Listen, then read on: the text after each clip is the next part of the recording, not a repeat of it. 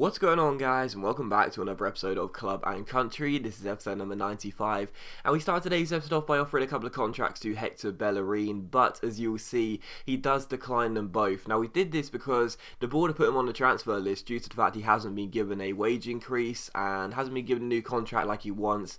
And, you know, we discussed contracts before, but just briefly I'll say, even though you don't get to see what happens after the second one, he does decline it because, as you've seen the contracts I've offered him, they're double his salary. The squad status isn't embarrassingly bad. There's still promises that he'll play at least a few games. You know, to be honest, the second one I gave was important first team player, so you probably think the majority of the games, but he still turns them down because contracts this year are just a complete joke. They need to change them. They really, really do. Unless you give a player in your club exactly what they want or more, they will decline it. It's so frustrating. But let's not go into the negatives. We start today's episode off with a game against Malaga here. Now, this is one of the biggest games of the season. Now, you probably wouldn't think so at the start, would you? Malaga versus Racing Santander, but it is, because Malaga are top of the table and we are in second place right now. It is really, really tight at the top. Yes, there's only been, I think it's 14 games coming into this one, but even so, it's a really, really tight division right now with both teams in first and second places. But we made the brighter start to the game. We were looking pretty threatening early on. First, Oliver Torres' strike was saved,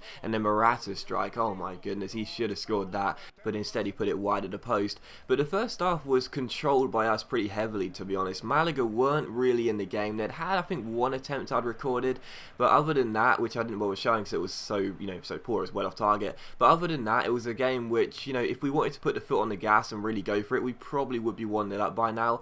But my first half focus was really keep hold of the ball and try and suck the life out of the game, make sure that Malaga get a bit frustrated with the fact they can't get the ball off us. We were playing some pretty nice football, and as Aguza finds Grimaldo down the left hand side here, he whips in a first time cross, picks out Morata makes it 1-0 just before the half time mark, and I thought that was a really nice goal. Some nice passing right from the goal kick up our way forward, and Grimaldo's cross picks out Morata in the centre, and he missed a golden chance earlier on in the game. But Morata this season, I mean, he's not been exactly world class, his goal to game ratio, but it's certainly been pretty healthy. He's certainly scored quite a few goals for us, and this is a really important goal to put us up 1-0 against the side currently leading the league. It's his 5th goal in La Liga. We're very, very happy about that. But in the second half, 9 minutes after the restart here, well, my downfall really, as always, is pretty much always, to be fair, is defensively. I make so many mistakes, and a lot of the time I get frustrated because there's some things I can't control, like the goalkeeper, or sometimes the player marking,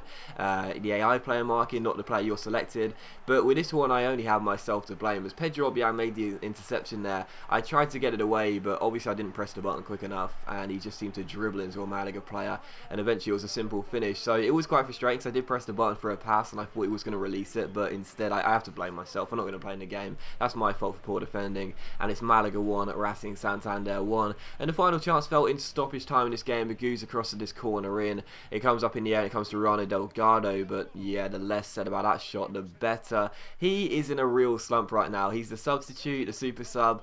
He hasn't scored since September, so Delgado, I've been disappointed. I mean, yes, okay, he hasn't played too many games, and yes, he always does come off the bench. I don't think he started a game this season, but even so, it's frustrating to know this guy hasn't scored since September, and he needs to start putting it out. But still, following that, again, we see that Concha is returning from loan. He had a short-term loan. He's come back to the club now, and again, with Concha, like, I don't want to sell him, obviously, and get rid of the guy, because I love him and everything, but yeah, Concha's game time's limited here, so if we send him out on loan, on short-term loans and stuff, I don't really mind. He'll come back to us. I don't think he's going to grow more than he is right now, even though he's only like 21, 22 years old. He's a 68 overall. He just seems to be stuck there completely, but we'll have to wait and see. We also saw that Hector Bellerin declined his contract. Not a real surprise. And Chile came into us and said, would you manage our nation? And of course we said no.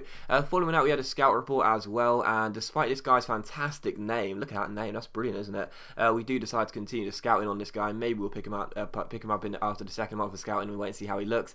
And we did sign, I think, one player there, or possibly two. One of them was that centre-back who was 6'2" and did have pretty decent potential, so we'll take a look at him come May and see whether we'd like to promote him. And we do take on Bayern Munich for the second game of today's episode here. Now this is, I mean, if the Malaga game wasn't one of the biggest games of the season, this certainly is. Taking on Bayern Munich here at El Sardinero in the penultimate game of the Champions League group stage. Now the situation is this: avoid defeat and we qualify, because Bayern Munich won't be able to overtake us on the final game, even if they win and we lose and we finish on the same amount of points, because we'll have a better head-to-head record. Played 2, won 1 and drawn 1, compared to their played 2, won 0, drawn 1 and lost 1, against us that is. So, coming into this game, avoid defeat was, the aim, obviously. Of course we want to win the game, but just making sure we didn't lose would send us through. But Mario Götze did have the first chance of Bayern Munich in the 28th minute. His header went wide of the post and behind for a goal kick, and on the stroke of half-time, we almost put ourselves in front. Pablo Concha-Salas finds Jose Perez with a brilliant through ball, and Perez ends up hitting the post before Bayern Munich clear, and the referee blows for half-time. So half-time in this game still goalless. As things stand, we are going through.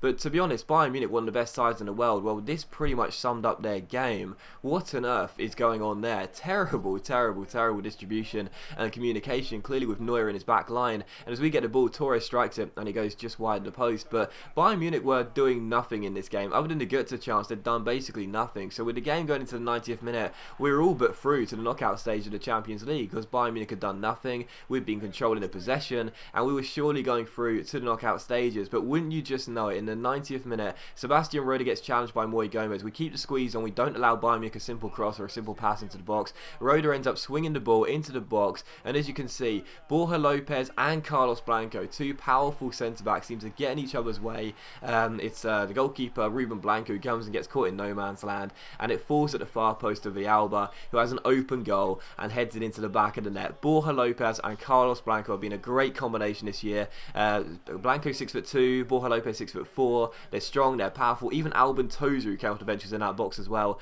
Not a single one of them could deal with it. Ruben Blanco, who's been a great goalkeeper, gets caught in no man's land. It's just typical. 90th minute as well, the final attack of the game. And for a side who'd done practically nothing in this game to suggest that they deserved to win it, did go and win it. So I was really frustrated about that.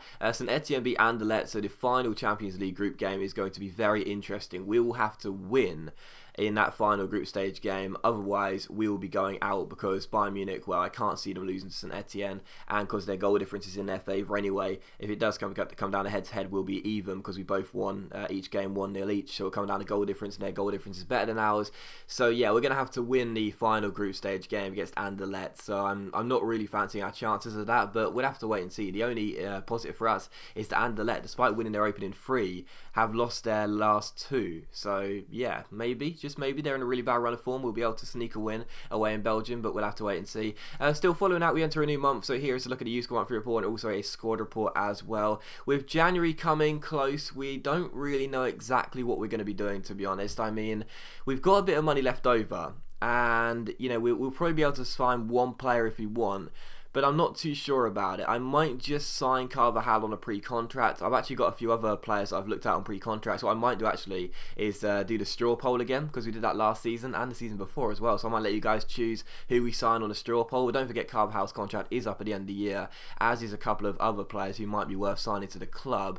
And I've seen their name thrown about a couple of times on the comments section. So yeah, maybe I'll throw it out to you. In fact, that's probably what I will do. I just decided while I was doing this commentary. And with any money left over, we'll probably just save it and wait until next season. I might actually buy a Global Transfer Network scout, but we'll have to wait and see.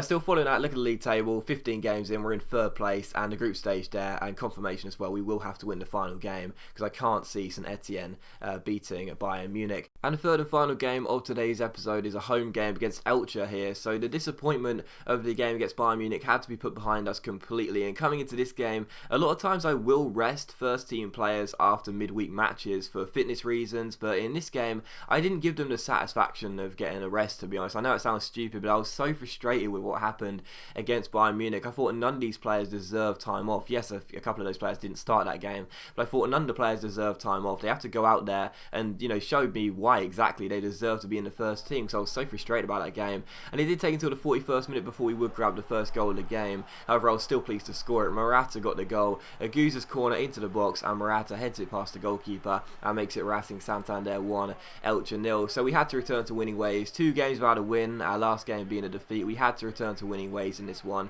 and as Morata scored that header there, I thought it was probably going to be only one-way traffic. But as you can see, the 45th minute here, Elche did have a good chance as De Jong takes the ball around Obiang, plays it inside and it comes to Gonzalez. He chicks it back to the far post, and Fidel's header goes over the bar and behind for a goal kick, but he was in there at the far post. He should have took a touch, but instead he rushed his attempts on goal, and it did go over. So still 1-0, and the final chance would actually fall in the 74th minute here with Jesse Rodriguez going down the right hand side. He roulettes around his man, crosses the ball in, or drills in across, I should say, to Torres. Torres shoots, the goalkeeper saves it, and it is cleared away. It was how the game would finish though. Racing Santander 1, Elche 0. A pretty poor performance, to be honest, and right now in a little bit of an inconsistent patch. Yes, we got the win in this game, but it wasn't a pretty win. It was a very, very poor win, scrappy win, and we had to grind it out. We got to do better than that against teams like Elche. But that is going to end the episode, guys, so as always, a big thank you for watching the video. Really hope you have enjoyed it. If you have enjoyed the episode, please leave a like. Excuse my voice, I'm a little bit ill right now, and I'll see you for the next episode of Club and Country very soon.